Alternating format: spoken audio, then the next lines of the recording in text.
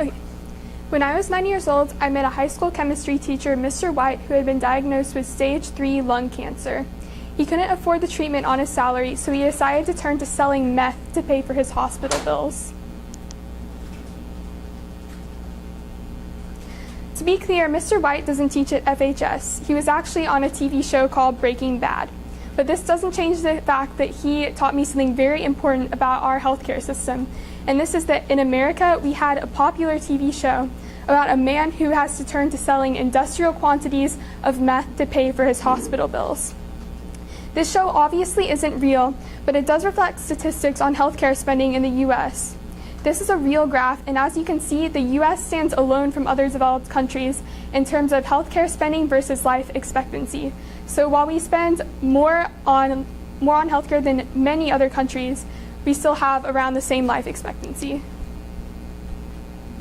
My name is Parker Spradley, and my ISM topic is pulmonary and critical care medicine. I'm a junior, and I'm involved at our cross-country team, National Honor Society, Student Council, National Art Honor Society, BPA, and HOSA clubs here at Frisco High School. On weekends, I work at Katy College Prep Frisco, which is an SAT prep place. Okay, so my reason for doing ISM is simple. I'm interested in the medical field, and I want to learn more about it. Since I was in 8th grade, I have pursued every opportunity given to me to experience science. I've attended genetics conferences, volunteered at hospitals, competed in medical terminology and medical office procedures at the state and national levels, and upon graduation, I will have taken all 6 of the AP Science classes that we offer here. I've never had the chance to shadow a physician before, however, and because I want to learn about what I can do with this knowledge in the future, that's why I wanted to do ISM. My quote for ISM is "Be the change that you want to see in the world" by Mahatma Gandhi. And if I could have one ability, it would be the ability to save a life, because that's the kind of change that I want to make. I'm going to tell you guys about my interviews in the order that I conducted them. So my first interview was Dr. Terada. He's the chief professor of pulmonary and critical care medicine at UT Southwestern. And since he's very experienced, he's kind of moved away from his clinical duties in the ICU, and he's moved more towards doing research in cellular and molecular biology at the university. My second interviewee was Dr. Chen. I interviewed her at Parkland Hospital in Dallas, and she likes working at Parkland Hospital, because of the diverse and underserved population that she sees there, which is very true because Parkland provides the most undercompensated health care of any hospital in Dallas. My third interviewee was Dr. Chandran, and he is actually a general practitioner rather than a pulmonologist.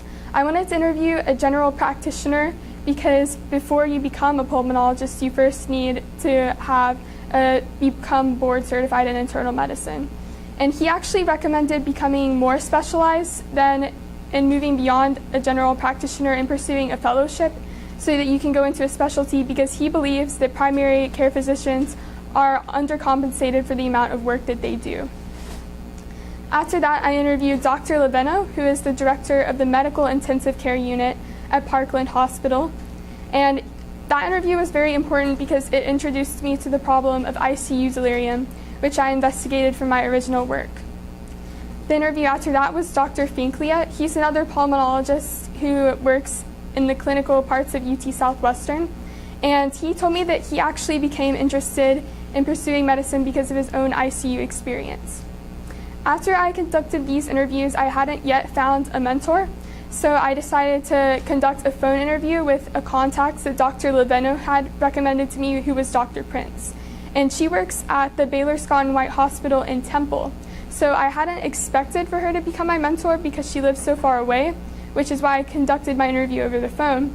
But then after she offered to help me with her original work, and I shadowed her at Baylor Scott & White over winter break, I decided that I did want to ask her to be my mentor. For college, some people, they really want to move out of Texas for college, but I really like Texas, and I think our in-state schools are a really good value. So I'm mainly looking at UT Austin or Texas A&M. And then as for my major, one thing that all of my interviewees recommended was to accumulate as much AP credits as possible so you can do what you want in college. So I want to earn as many AP credits as possible so that I can double major in biology and English in college, and then if I don't double major, I might want to minor in Spanish. Most of my shadowing is going to be done in the intensive care unit, and ICUs, what that is they care for patients who are in critical or life-threatening condition and require constant monitoring and support. And then mortality rates in the ICU are the highest of any hospital unit. They can be up to 30%. The average hospital stay is around 10 days, and then the care per day costs around $4,000, so it can get really expensive. Nursing staff is more in the ICU, so staff to patient ratio is larger than other hospital units. It's 1 to 2, so 2 nurses for 1 patient. 1 nurse for every 2 patients, as opposed to 1 nurse for every 4 patients, which are in most hospital units. Some common problems in the ICU are postoperative intensive care, so after surgery, heart failure, and acute respiratory distress syndrome. There aren't really any strong demographic trends among the intensive care unit. The patient population is pretty heterogeneous. When I went on my first mentor visit this Tuesday, I was looking around the ICU. We saw 17 patients. The only thing that I noticed was that most of them were kind of older, but that's kind of a normal trend in hospitals. So, pulmonology. Pulmonology is actually a separate specialty from critical care medicine. If you want to work in critical care medicine, you have to be board certified in both a medical specialty and critical care medicine. But pulmonologists are the most represented specialty in critical care medicine because they operate the mechanical ventilators that most patients have to use to breathe. And a pulmonologist is a physician working in the specialty of internal medicine concerning the diagnosis and treatment of lung disease. So what is delirium in the ICU? My original work is about delirium in the ICU, and it's defined as a disturbance in consciousness accompanied by a change in cognition. And that's from the DSM, and what it means is that it could be reduced awareness of the environment, so if you're asking people questions, they're not very quick to respond. A change in cognition is like memory impairment, disorientation, or language disturbance. So if you ask somebody what day it is, and then they tell you, and then you ask them 30 minutes later, they might not remember. A change in perception is another common criteria for delirium. And then this could mean misinterpretations, illusions, or hallucinations is the one that they see most often. The final criterion for delirium versus dementia, which is if you have dementia, you've had it for longer. Delirium is developed over a very short period of time. It could be over the span of a few weeks, and it tends to fluctuate during the course of the day. So a patient that seems lucid in the morning might be disoriented in the afternoon if they have ICU delirium. So this shows you how big of a problem delirium is in the ICU. About 80% of mechanically ventilated patients develop delirium in the ICU. The rate is lower among non-mechanically ventilated patients, but there aren't as many of those in the ICU.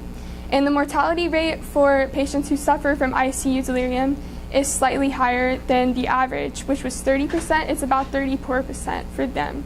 And then the average number of additional days that they stay in the hospital is 10. So delirium in the ICU is correlated with both increased mortality rates and increased hospital stay. To give you guys an idea about what it's like to experience ICU delirium, I'm going to tell you guys about one of the people my interviewees who saw in Tennessee. His name is B. Paul Turpin. And when he was admitted to a Tennessee hospital in January, his doctor's only concern was his survival. But as he battled a life-threatening infection, he developed terrifying hallucinations, including one where he imagined he was performing on a stage soaked with blood. And doctors tried to quell his delusions with increasingly large doses of sedatives, but this only made the problem worse. And nearly 5 months later, his infection has been routed, but his life has been uprooted. So he was undone in the ICU. These are highlights from some patient testimonials. I didn't interview current ICU patients, but I interviewed ICU patients who I had been told had suffered from ICU delirium and talked with them about my experience. And these interviews were conducted in accordance with Baylor, Scott, and White. And then these are kind of a testament to how the impact of delirium is long-lasting. It's not just limited to your hospital stay. It says, my physical recovery once I was home moved forward very quickly, but inside I was in meltdown. So even if they recover from the physical ailments that they were sent to the ICU for, they still have this psychological problem, And then I just hope one day I will be normal again, and this is just temporary. And then the last one is the thing that makes ICU delirium especially terrifying and insidious is the fact that unlike ordinary nightmares and more like paranoid delusions, it tends to occur in real time and to hook onto slices of external reality. So after I shadowed Dr. Prince in the ICU at Baylor and observed the environment there, and then I've also observed some ICU environments for health science as well, I put these are my recommendations for improving the ICU environment to reduce the prevalence of delirium in the ICU. And then these are mostly to reduce sounds in the ICU because the sounds is what correlates to the disturbance in patients' sleep-wake cycle, which if your sleep-wake cycle is disturbed, then that's what makes you delirious. So the first one is implementing soffits and baffles to help reduce echoed sounds. And if you've ever been in the band hall, that's kind of the wavy things on the ceiling. And then also natural lighting, when possible, can also help to preserve the normal sleep-wake cycle. Incorporating a clock or calendar can improve patients' sensory orientation. And then soundproofing individual rooms, of course, and double glazing windows to prevent outside noises. And the last one is constructing floors and walls with materials of high sound absorbing capabilities. So my mentor's name is Dr. Whitney Prince. She's a pulmonologist at Scott & White Healthcare in Temple. And then her medical specialties, she's board certified in pulmonary medicine, critical care medicine, and internal medicine. She went to the University of Texas Med School in Houston, and then she also did her fellowship in Houston at the Baylor College of Medicine. So my first mentor visit, I went on actually just this Tuesday. It took a little longer than expected because I had originally only intended to shadow her in the ICU. But what ended up happening is that I shadowed her in the ICU, and then I actually got the opportunity to observe a CABG surgery, which stands for coronary artery bypass. So the first thing that we did is that I shadowed her while she took care of her ECMO patients. And this is a new word that I learned while I was shadowing her. It stands for extracorporeal membrane oxygenated patients. And what that means is that they have a machine that it's basically dialysis for the lungs. It takes out all their blood and oxygenates it, and then it reroutes it back into the body. And this is if your lungs are just completely not functioning at all. And then after that, I was observing a patient in the cath lab who was undergoing balloon angioplasty to help bypass an artery that had been clogged. But the angioplasty failed, so they had to take them into the OR to have an emergency cardiac coronary artery bypass surgery. And so I got to watch the first 2 hours of that surgery. It's normally a 6-hour surgery. The thing that I was really surprised about was actually that the surgeon who was working, I thought that they would be really kind of focused, but I think he had done a lot of these surgeries before, I think almost 200. So they actually turned on rock music, and they kind of were talking to each other, and they tried to talk to me, and he made up a lot of analogies about what it's like to be a surgeon and told me about what it's like to be a surgeon. So that was unexpected. And then the last thing that I got to do on my mentor visit was a bronchoscopy observation.